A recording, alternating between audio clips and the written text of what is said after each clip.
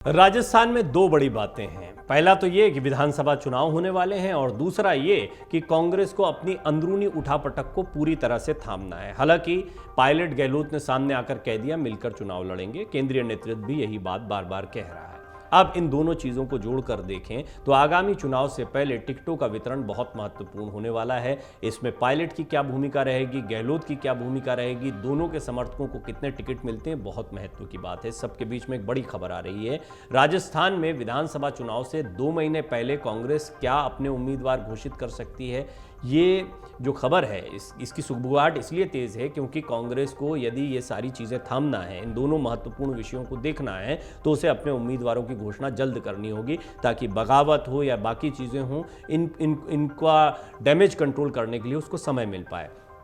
CM Gehlot ने क्यों चुनाव से 2 महीने पहले टिकट बांटने की इच्छा जताई है, ये भी समझने जैसी बात है। आपको बता दें कि राज्यों के विधानसभा चुनाव में 2 महीने पहले ही उम्मीदवार घोषित करने की रणनीति की शुरुआत आम आदमी पार्टी ने की है। चाहे दिल्ली हो या पंजाब, पार्टी हर जगह पर चुनाव घोषित होने से 2 महीने पहले ही अपने उम्मीदवार घोषित कर देती है। अब गहलोत इसी रणनीति पर आगे बढ़ते दिखाई दे रहे हैं। वहीं आम आदमी पार्टी भी राजस्थान की सभी सीटों पर उम्मीदवार खड़े करने की तैयारी कर रही है।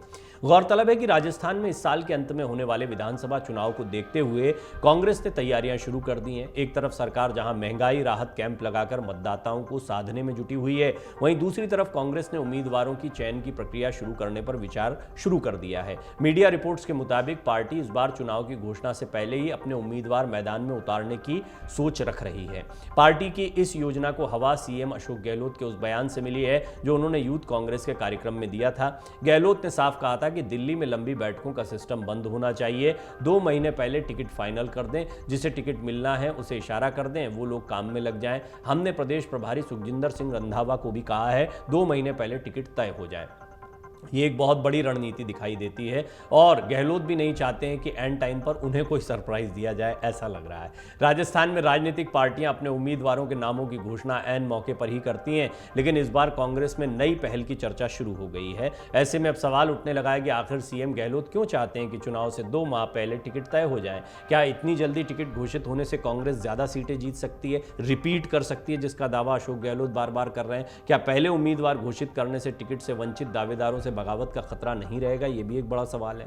कर्नाटक के इस सफल दांव को राजस्थान में भुनाने की दरअसल तैयारी चल रही है। राजस्थान कांग्रेस के एक वरिष्ठ उपाध्यक्ष का कहना है कि कांग्रेस ने हाल ही में कर्नाटक में इसी फॉर्मूले पर काम किया था। मध्य प्रदेश में भी इसी तरह की चर्चाएं चल रही हैं कि अगले महीने ही आपको पहली लिस्ट तो कम से कम देखने को मिल जाए और ये इस पर बहुत गंभीरता से विचार किया जा रहा है। तो ये कर्नाटक का फॉर्मूला है। कांग्रेस ने चुनाव से करीब 1.5 माह पहले ही अपने ज्यादातर उम्मीदवार घोषित कर दिए थे। उम्मीदवारों की पहली और दूसरी सूची तो कांग्रेस ने चुनाव घोषणा होने से पहले ही जारी कर दी थी।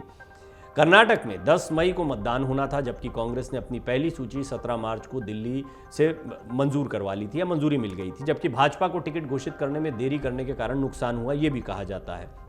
हालांकि जब नतीजे आते थे तो तमाम एनालिसिस सामने आती हैं, लेकिन फिर भी कांग्रेस को तो यही लगता है कि जल्दी टिकट दे देना या उम्मीदवारों के नामों की घोषणा कर देना, उनको काम करने का मौका मिल जाता, अपने क्षेत्र में ज़्यादा काम कर पाते हैं, जिसको बागी होना है वो बागी हो जाता है, डैमेज कंट्रोल करने का समय मिल जाता है। बहुत सारे पहलू हैं इसके, लेकिन यही चीज़ें ऐन चुनाव के पहले होती हैं तो खासी दिक्कत हो जाती है।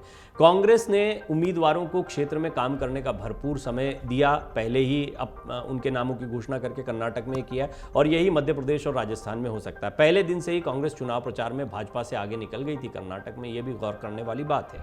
आइए हम आपको बताते हैं चुनाव से पहले क्यों एजेंडा सेट कर रहे हैं गहलोत। ये वाला कांग्रेस से जुड़े सूत्रों का कहना है कि प्रदेश की अशोक गहलोत सरकार इस बार वो हर तरकीब अपना रही है जो उन्हें रिपीट करवा सके, दोबारा जीत दिलवा सके। वो अपने भाषणों में बार बार ये कह रहे हैं कि महंगाई राहत कैंपों का अच्छा असर देखने को मिल रहा है। इससे वो न केवल कांग्रेस पार्टी बल्कि विरोधियों और विरोधियों के साथ साथ जनता के बीच एक एजेंडा सेट करने में लगे हुए हैं कि कांग्रेस दोबारा सत्ता में वापसी कर सकती है। ऐसे में सीएम का मानना है कि अगर चुनाव के कुछ माह पहले टिकट घोषित हो जाते हैं तो कांग्रेस उम्मीदवार को क्षेत्र में प्रचार करने का न सिर्फ ज्यादा समय मिलेगा, बल्कि अगर कोई नेता टिकट नहीं मिलने का विरोध भी करता है तो उसे भी बनाया जा सकता है। डैमेज कंट्रोल क्योंकि कई राज्यों में देखने में आया है कि टिकट घोषित होने के बाद बगावत के हालात को रोकने में कांग्रेस कमजोर पड़ जाती है, जिससे पार्टी को चुनाव में नुकसान होता है। पिछले चुनाव में भी कई सीटों पर विरोध हुआ था।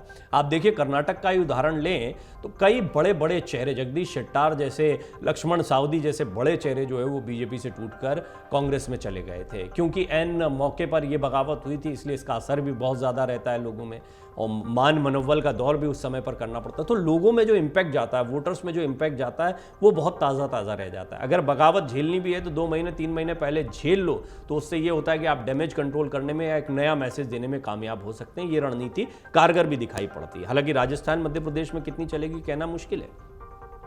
गहलोत का मानना है कि अगर चुनाव से 2 माह पहले टिकट घोषित कर दिए जाते हैं तो कांग्रेस उम्मीदवारों को फील्ड में प्रचार करने का भी मौका मिल जाएगा।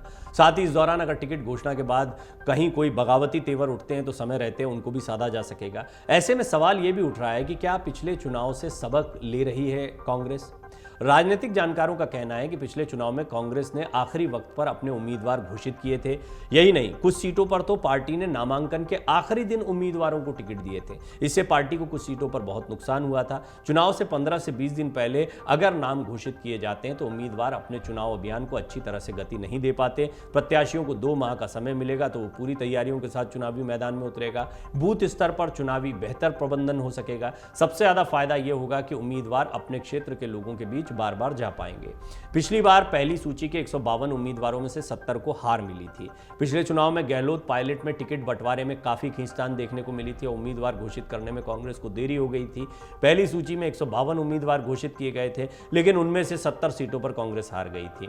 हार वाली सीटों में से कुछ सीटें ऐसी भी थी जहां कांग्रेस के नेताओं ने ही बगावत करके पार्टी को हरा दिया, जबकि दूसरी लिस्ट के 32 उम्मीदवारों में से 16 हारे थे। यह लिस्ट नामांकन के आखिरी तारीख के 2 दिन पहले आई थी, जबकि तीसरी सूची नामांकन से 1 दिन पहले आई थी। इनमें 18 सीटों में से कांग्रेस सिर्फ 3 सीटों पर ही जीत दर्ज कर पाई थी। सीएम गहलोत ने कहा था कि सिर्फ जीतने वाले उम्मीदवार को ही टिकट मिलना चाहिए। हालांकि ये समीकरण जो है मध्य प्रदेश में भी देखने को मिल रहा है और गहलोत ने यह बयान राजस्थान में भी दिया है। गहलोत ने अपने एक बयान में कहा था कि जहां तक चुनाव में टिकटों की बात है तो राहुल गांधी ने भी तय किया है कि 50 की उम्र से जो कम कार्यकर्ता होंगे उनको मौका ज्यादा दिया जाएगा। यूथ कांग्रेस के सभी कार्यकर्ता भी 50 से कम उम्र के हैं। अगर चुनाव में जीतना है तो सिर्फ जीतने वाले उम्मीदवार को ही टिकट मिलना चाहिए। चुनाव से पहले जब हाईकमान की मीटिंग होती है तो कुछ लोग कहते हैं कि हमारे बंदे हैं, इनको टिकट मिलना चाहिए, लेकिन ऐसा नहीं होना चाहिए। इस बार कोशिश होनी चाहिए कि जिन लोगों को भी टिकट मिलना है वो 2 महीने पहले ही तय हो जाए। इस बारे में कांग्रेस प्रदेश प्रभारी सुखजिंदर सिंह रंधावा को भी उन्होंने कहा है। ऐसी बात अशोक गहलोत ने कही। फीडबैक के आधार पर जो भी नाम सामने आ रहा है उसको पहले ही तय कर लिया जाना चाहिए। सर्वे भी पहले ही हो जाना चाहिए। चुनाव के समय टिकट के लिए दिल्ली की सड़कों पर जो घूमना पड़ता है उससे नेता और कार्यकर्ता थक जाते हैं। फिर टिकट मिलता है तो थका हुआ नेता क्या काम करेगा। ये रणनीति जो है बहुत कारगर भी दिखाई पड़ती है। अब देखना बहुत दिलचस्प होगा कि कांग्रेस आला कमान इस पर क्या विचार करता है। क्या कर्नाटक की तरह राजस्थान और मध्य प्रदेश में बहुत जल्द आपको कांग्रेस के उम्मीदवारों की सूची देखने को मिलेगी। अमर उजाला अब आपके टीवी पर भी। अपने स्मार्ट टीवी पर YouTube पर सर्च करें अमर उजाला, चैनल सब्सक्राइब करें और देखें ताजा खबरें, वो भी HD क्वालिटी में। और हाँ, बेल आइकन दबाना ना भूलें ताकि हर खबर हो आपके घर। अमर उजाला, निष्पक्ष, निर्भीक, निरंतर।